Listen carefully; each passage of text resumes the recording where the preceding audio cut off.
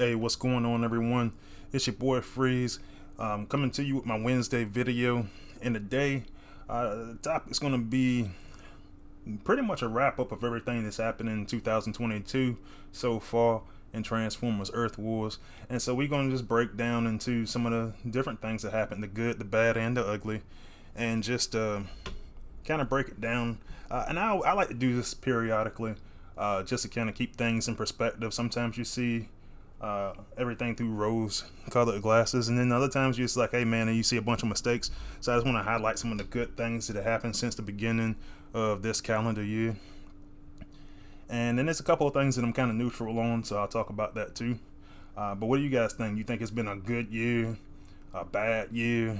The game's been here for 6 years, and we're coming up on the 6-year anniversary next week. And honestly, that'll probably be a pretty good time. They're going to hand out that 5-star combat bot. And actually, that's kind of good transition, because that's the first good item that I want to talk about. Is I feel like so far this year, combat bots overall have gotten better. And so I'm going to give a couple of examples. We'll go back into history a little bit. I'm going to go over there to my playtest server, and we are going to go take a look at the combat bots that we got so far this year. Now, I made videos for each one of these guys, starting off at the beginning of the year with this guy right here with Singe. Now right now I just kind of got him on Cyclonus. I did that for one of the videos that I had on him. But the big thing with him is that a lot of people didn't like that he went through walls, or that he shot at walls. And you know what I mean, I get it, but at the same time, I think this bot was built with the understanding that walls would eventually become relevant again. But even more importantly, even though a lot of people didn't like him, I mean, when that was the first time that I had my name printed in the newsletter, because I did a review on him from the playtest circle. And I got called out by some of the elite over that. It's just people just didn't like the idea of that bot. They didn't like Blowpipe, and so this actually led to Blowpipe getting a little bit of a range extension. People still didn't like him after that, but I think it's one of those things that you just got to be situational. You got to look at it for if walls become relevant at some point, they make walls powerful, and then those bots will become relevant again. The problem is they already tried to do a war effect on it on the walls. Still didn't slow down anything that much. Offense has been allowed to overshadow defense for a long time. So let's chalk that up. Most people didn't like that bot. Some people do like the bot, so we'll call that one a neutral. But then they allowed the playtesters to come in here and make this bad boy right here. And so they were allowed to make SG Ravage. And so they asked the playtesters for ideas for the new bot, and this is the one that we chose. And honestly, I didn't have the vision for this one at first. They were saying that he was going to put down smoke and shoot rockets, and I was like, man, it's a companion style bot. I didn't see it until I actually got it. And what really made this good was that I'm pretty sure it was a bug, but the drop rates for when this bundle came out were ridiculous. Like, I got, I think, 3-4 stars during that first weekend, and I only bought like a $20 or $40 bundle or something like that. Like, everybody was getting this bot, and I think a couple of them, they were coming out of 2-star batches. And man, sometimes the mistake actually falls in your favor. And so this one was really, really good bot, and they had really good drop rates at the time. So that worked out really well. And then you look at from a combat bot standpoint, and then where is he? There he is. And then Slugfest came out. And so now I'm looking at we just got SG Ravage. They make another companion bot, and a lot of us don't really like the companion style combat bots that much. But then Slugfest came out, and I said, you know what? After we tweaked them a little bit, got him to have a decent orbital strike, and I said, you know what? This dude's pretty good. So I was like, hey man, I It gave decent damage. It had decent amount of health, and you know, it's looking pretty good for the next generation of companion style bots and combat bots as a whole. But then it turned around, and more recently we got Heartburn. And Heartburn was supposed to be something that helped fix the scout class. And so you look at the bots up there, and if you see my video on that, you can see the bots that are capable. You can actually see it on the screen right now, which bots can equip Heartburn. But so that was the scout class bots, and I think it was supposed to be kind of like a fix. And for me personally, I love to have a bot that had some kind of electrical beam, because one of my complaints with the scout class is that, hey man, you're losing your electrical beam. Granted, this beam is intermittent because you don't want to have somebody run up onto the battlefield with 3 or 4 electrical beams. So the intermittent was good for me. And they started using a lot of healing on a lot of these combats. You know, out of the ones we talked about, 2 of them had a healing effect as well. So I started to like that a little bit, even though the bot could have been much better. So I still overall think that the combats got better compared to the previous batches. So that's what I'm looking at it from that aspect. Alright, so let's see. My next item I want to talk about is, and it's actually a negative, the 4-star Titan, man. So let's talk about this 4-star Titan. When the Titan first came out, we was like, oh man, this is cool, this is exciting, this is one of those iconic characters in Transformers lore. We were already fighting against the Titans in the weekly raids. You know, it was really interesting to get the Titan. And then a whole bunch of issues started happening. So one of the things that we started off with from early in playtesting is that the Death Ray ability on the 4-star Titan was giving out double explosions. And, you know, I didn't even notice it at first. One of the other testers actually noticed it. And so I was like, well, I'm not seeing it. And so I went to go test it several times and then tried to catch like a still picture of this double explosion. And then I was able to verify it, and a couple of other players verified that this was the problem was. And so that turned into, we told them about this early before the 4-star Titan was even released. And so right around the time that all of the free-to-play players and all the players that couldn't participate in the Titan event saved up all of their shards, which that's a whole nother story, because it took a very, very long time before SpaceX would even say, hey, this is what the currency is going to be, or this is when the release date is going to be. And so players just started saving up everything they had. You know, they were saving, 3-star shards, 4-star shards for a long time, and it took 30k of the 4-star shards. You know, they're missing out on 5-star shards from the duplicates and everything like that. And then that very same week was when they got rid of the Titan Death Ray ability, or the double shot on it, which they should have, but it's one of those things that I felt like they should have done earlier. And so when you look at that ability, it's a couple of things that happen. So let's go ahead and take a peek at the Titan. And one of the things that we were looking at is, so we're looking at this ability. Oops.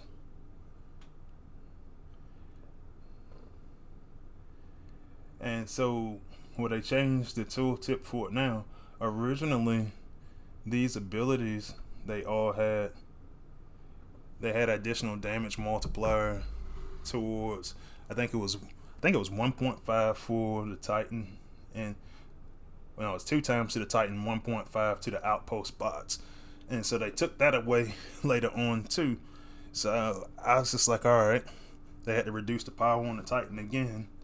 And once again, I kind of felt like it was kind of in bad timing, and it was really frustrating. So then there were tech tree reductions to the healer class and to the gunner class. And to be honest, this would have been one of those things that I felt like if we were able to test that properly, we probably would have been able to figure that out pretty easily.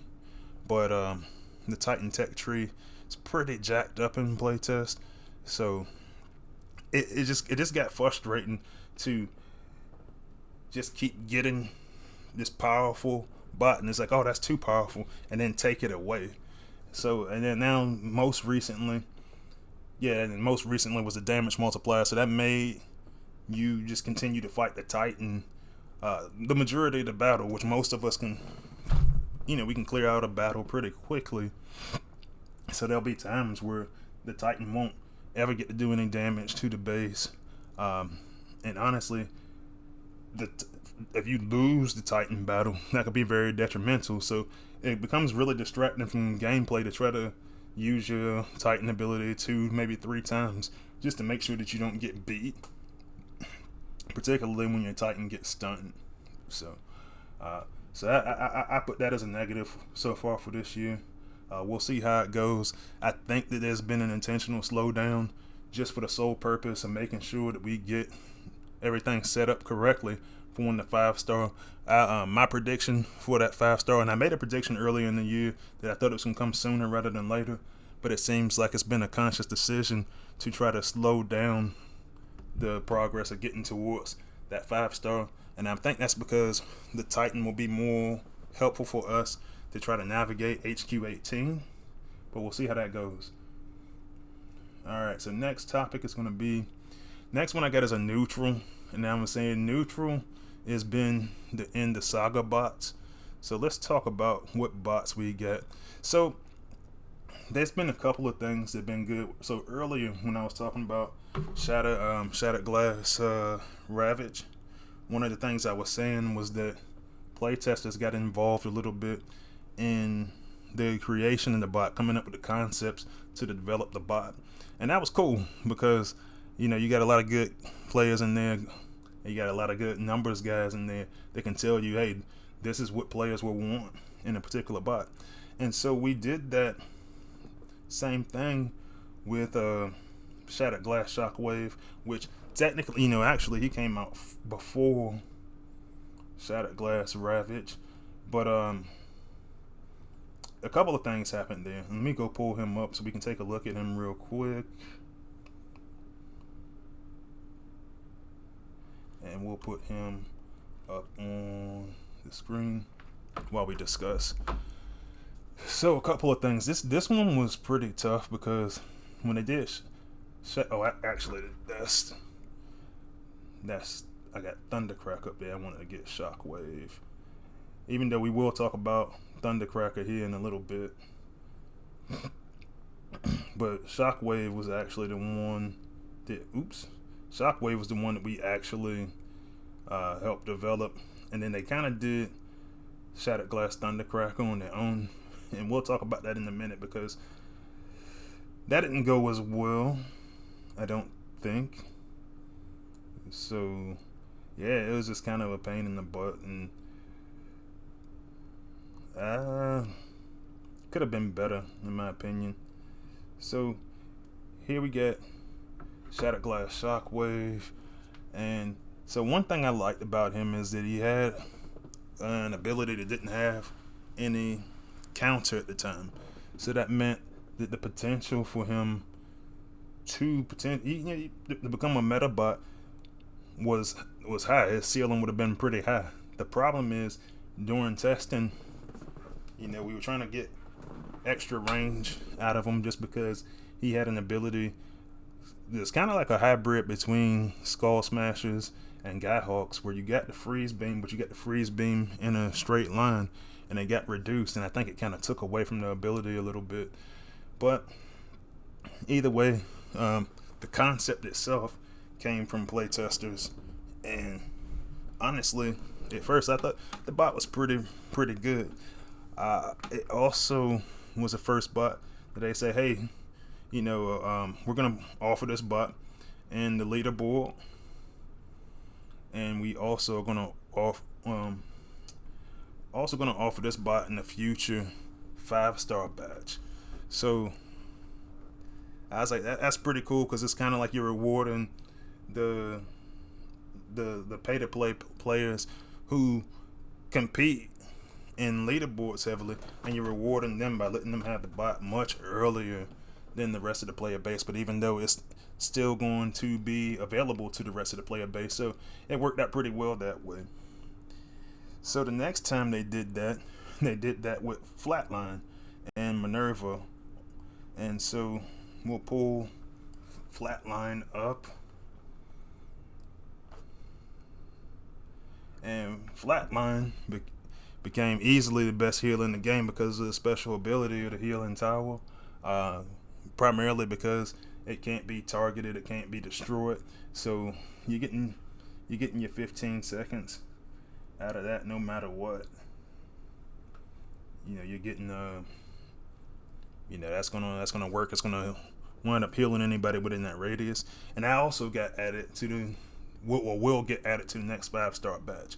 So I will say I was a little bit skeptical for the simple reason that I believe that eventually there's going to be some kind of anti-healing power core or something like that. They already had reduced healing as a Prime League War effect a little while ago.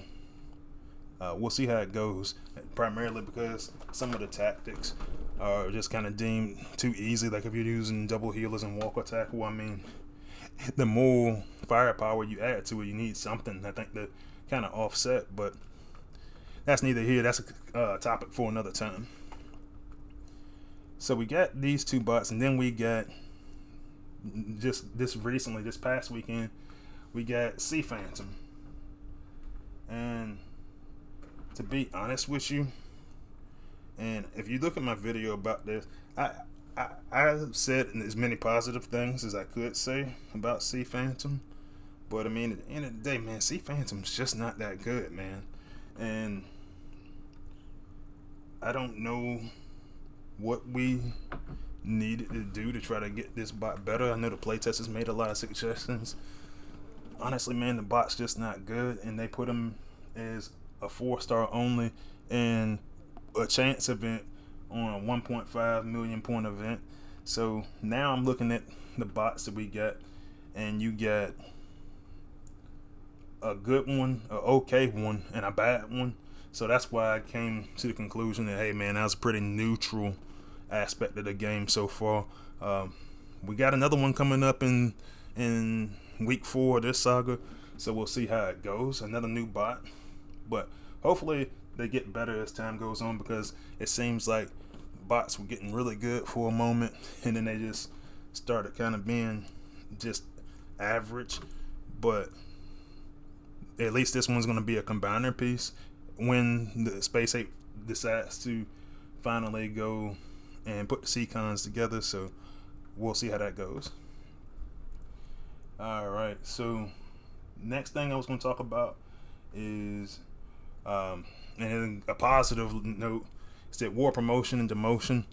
And so just simply put, there's an increase in war modules and how many wins you needed to get to promote, how many losses you had to get to demote. And so it's like Cyber, Cam, Junkie, and all the way anything beneath Cyber, it started to become, hey, 3 wins to promote, 3 losses to demote. And then finally, after a lot of asking from the players, it turned into Prime League having 2 nodes. So that kind of worked out pretty well. I've definitely been reaping the benefits of it, because for a while it's like, all right, man, we the alliances I've been in, it's like, okay, we're too good for Cybertron. You get in the Prime and you just get slammed, because all the teams that lost in Prime are just coming down. And now it's kind of like, it's almost like a separation into like almost like a new league, because it's a league full of guys that are going to be competitive with each other, and while the top keep promoting. And so I enjoyed that. I think that's the way to go. Alright, so speaking of war, one bad aspect of the game has been war difficulty, and I feel like war difficulty has been one of those things that's been discussed at length. A lot of the top players just want it to be more challenging. Like I said, offense has been so strong for a while, and it's just like, okay, it's not really anything you can do to defend against everything, which to a certain extent, yeah, you shouldn't be, there should always be some kind of weakness somewhere. But then you started getting, some of these top alliances where both teams are scoring perfect scores, and it really was just, who got the perfect score first. So it's one of those things that's been in work. They're talking about doing tournaments for wars. Maybe that'll make it super, super hard, because that's going to only include the top teams to start out. But at the same time, I think you got to address, the different War League effects. And the thing is, the difficult part is you don't want to make these things so difficult for everyone in the player base that players that aren't top 5, top 10 start leaving the game. So it's got to be like a balancing point. And but I do feel like that part's in work, so I don't want to say it's bad. It's just, I will say it's bad because it's taken longer to get the ball rolling than I thought it was going to. But maybe I do see some bright spots here recently. I think by the time the end of 2022 passes, we'll be looking at this and saying, oh man, they did a really good job with that. So my fingers crossed on that, so we can get everybody playing at the appropriate level. Alright, so let's see what we got next. Alright, so neutral, the ability 11 batch 7. And so, simply put, when I looked at that, and I just did a video on that recently, and one of the things that we were looking at was just each bot's ability. And so when I was getting ready for this video, I took a couple of notes, because I looked at primarily with Galvatron, and I was like, all right, well, one of the things with him and Ultra Magnus, they got completely different abilities. On the Autobot side, they said, hey man, we want this to go to a single target. And honestly, players on both sides are just like, hey man, this guy's just not that good. And so they reduced his cost. And that's cool. But, a lot of people's argument is that this is a really good bot in lore. We got to go in there and get this guy a little bit better. And I will say, Dale has reached out to playtesters asking for feedback so that we can try to possibly do a rework for Galvatron. We'll see how that goes. But overall, the ability 11, it was good visually. You had to check out my video on it to see more about. I'll post a link for in this video as well. But then I went around and I looked at the one that I actually made myself, run them up. Thought that was pretty good. The problem is that's affected by FFD. And then you got Blitzwing and Ripper Snapper, which Blitzwings I honestly think was pretty good. I know a lot of people weren't a fan of it, but I really like the Flame Strike and the combos that you get off the Flame Strike with it, because now you can set 2 targets on fire. And then Ripper Snapper, most people say it was the best of the batch, just because it was an increased chance at a critical hit. So now you get one that's considered bad, one and Galvatron Ultra Magnus. You got one bot that's considered pretty good with Run Amok and Red Alert, and then or this is considered decent but has a really strong counter. And then you got Blitzwing and Ripper Snapper that are really good. And then you got Swindle and Sunstreaker, who most of the playtesters, pretty much everyone, said, hey man, this guy is pretty bad. They made the range wider, but the problem is build bots, the zone heal build bots, will pretty much outpower the damage from the Incendiary Barrage at ability 11. So now you kind of 50-50 on good ability 11s and bad ability 11s and okay ability 11s. So which is why I gave it a rating of neutral. Alright, another neutral is going to be the new Wiki. So I'll say this. So there are times when I'm just training other players and everything like that, and I will, just so they can have a visual of something, like say for Prime Course, for example. Usually if I'm working with players who haven't been playing the game as long as I have, and even I only been playing for a little about 4 years. I didn't play the first couple of years that the game was out, so I had to learn a lot on the fly. And one of the things I used to always do was go look at the little charts to see which prime cores which work well with each bot.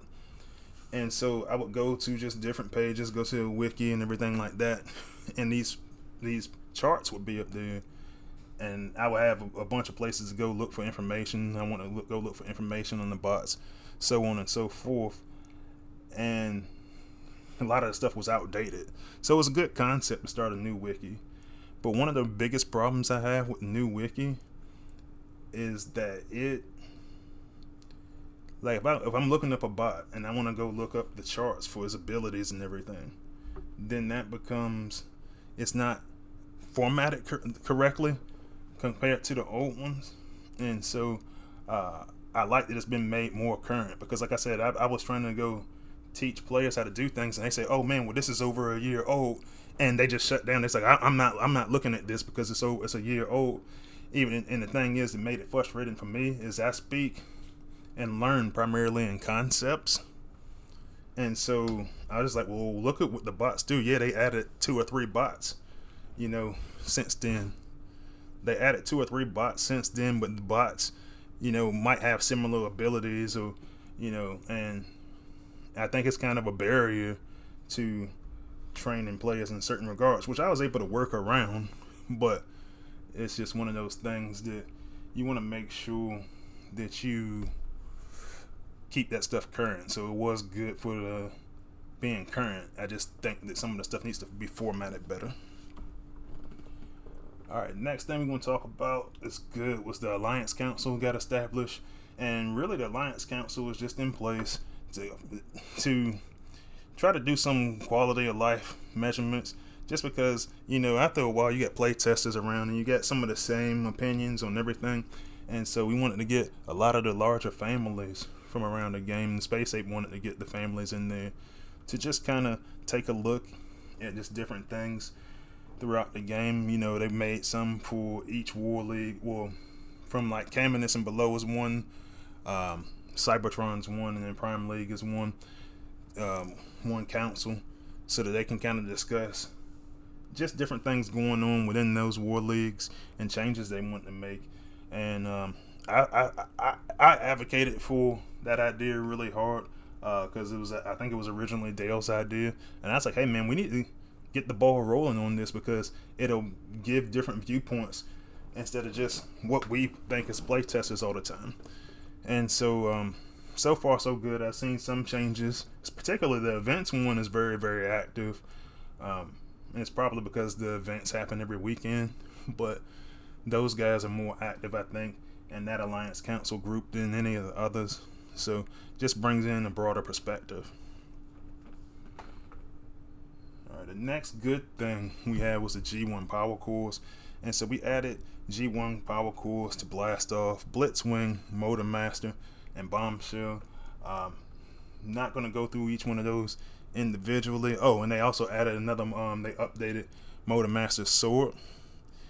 But one of the things I do want to highlight though, and I'm going to go to the game screen because, and actually, let me get a second. I'm going to switch accounts real quick, because on my main account, one of the things that I noticed is that the drop rates for these new G1 power cores have actually been pretty decent, man. Like, I've gone in and I think I want to check and see what it was that I actually got, because I didn't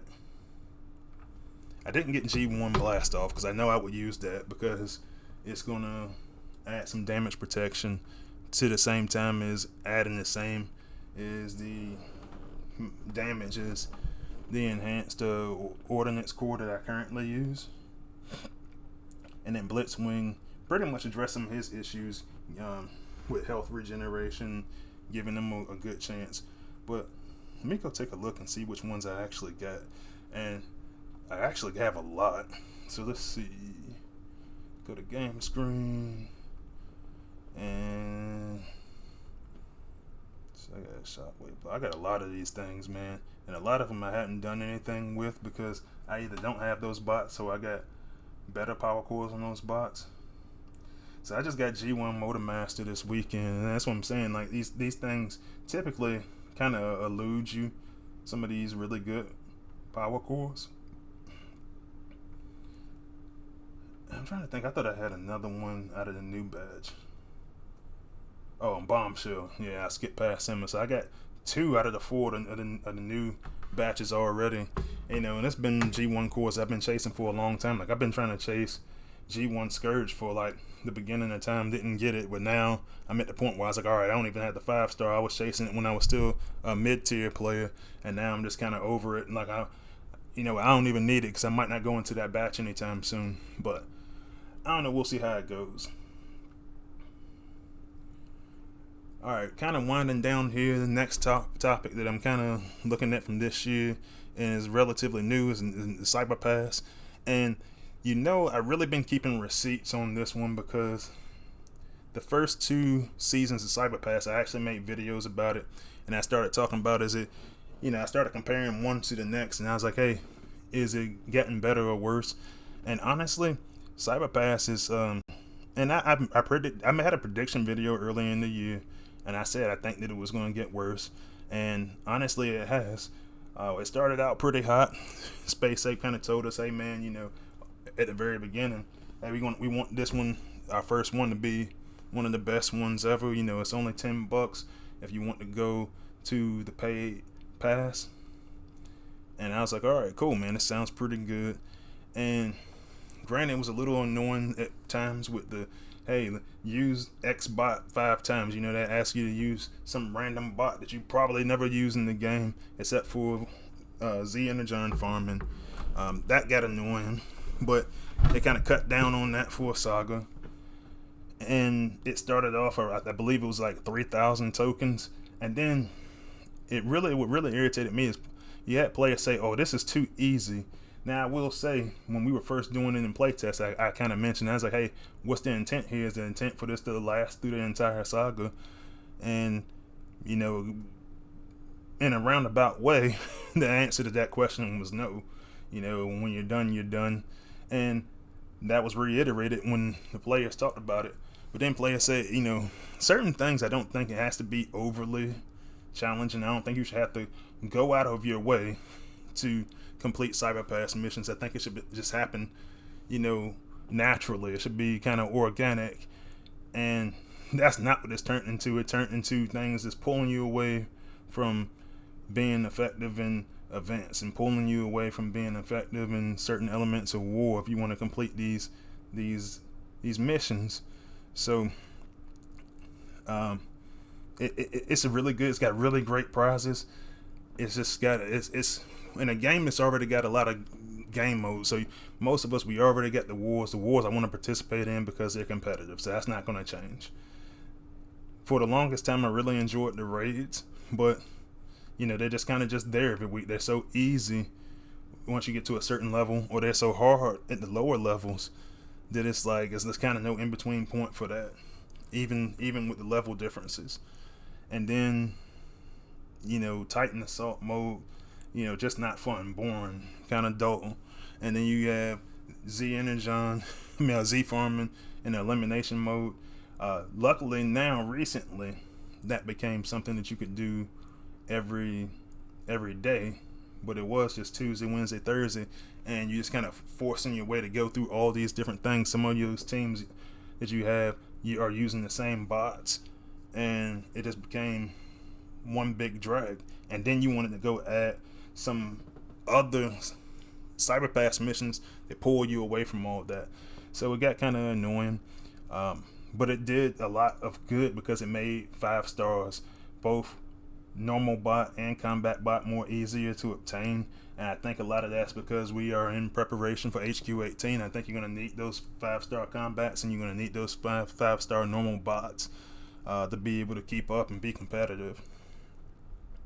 And it's been helping me up because I went from being a solid Cybertron League player to being a semi-solid Prime League player.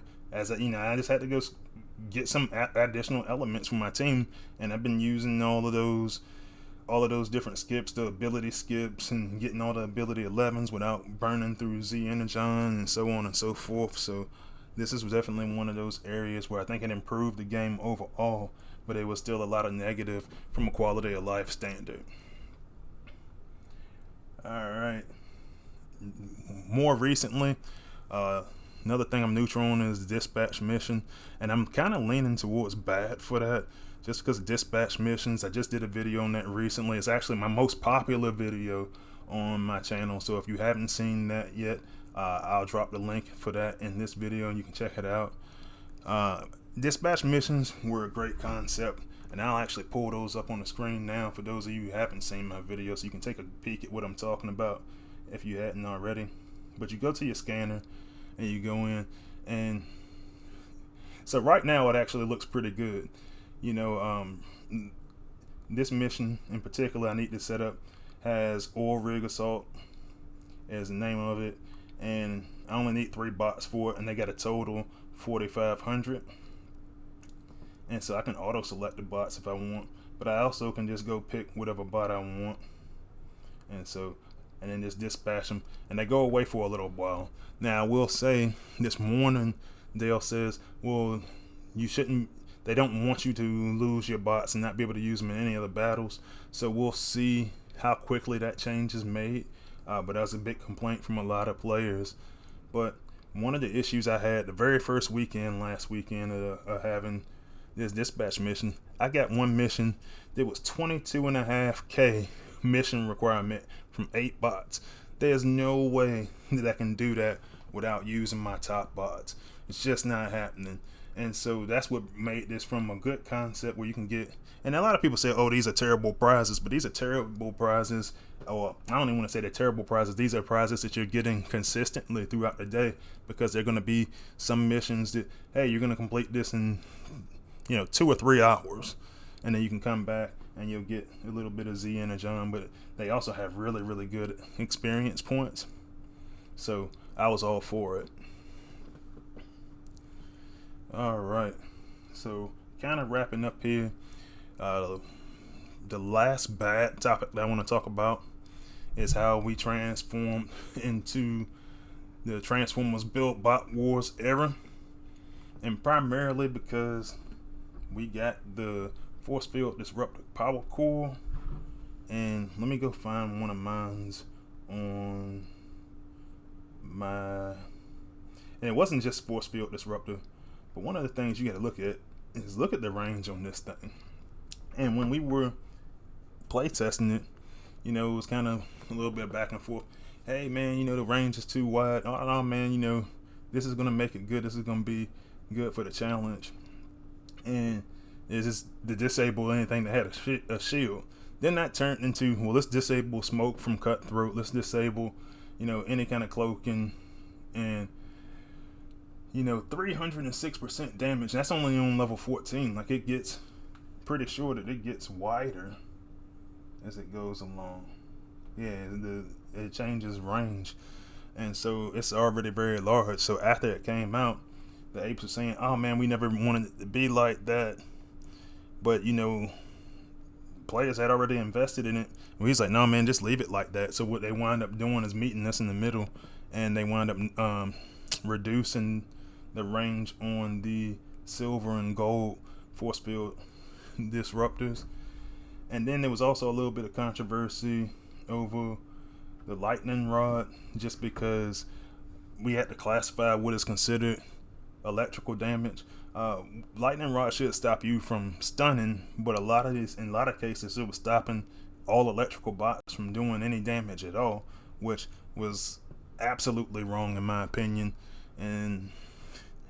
But the player community let Space Ape know, hey man, they're not dealing with that. You have all these good bots that are just not going to do damage anymore.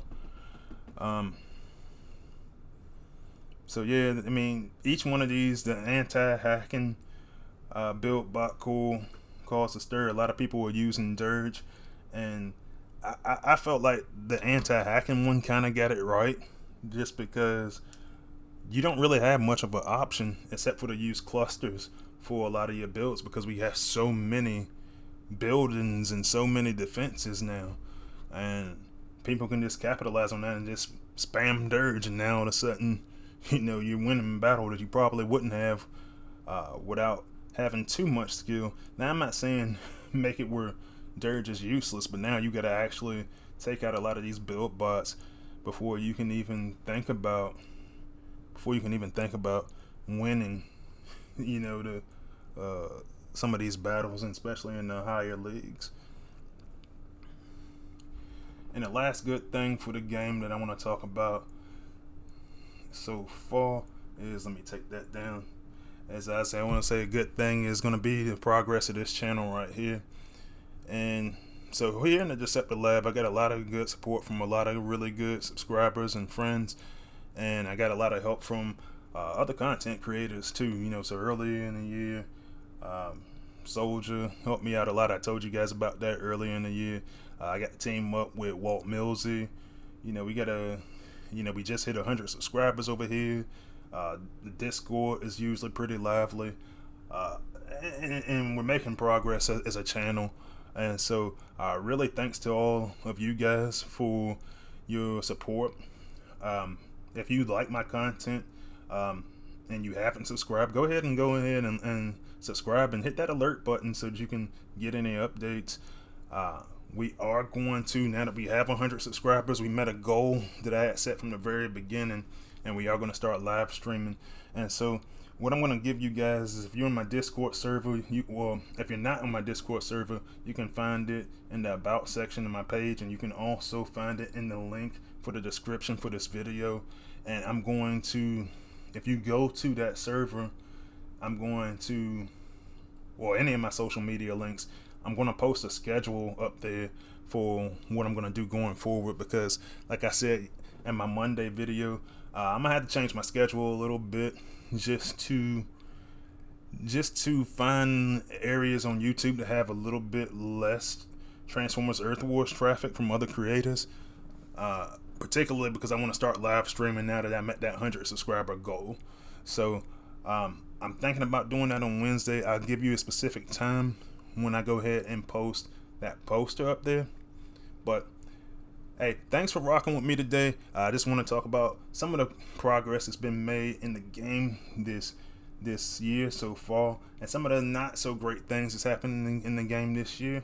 And I hope you enjoy it. And I will see you guys Monday with a new video, probably another con highlight video. Haven't decided who I want to do that on yet. But until then, I'll see you guys on the battlefield. Freezius out.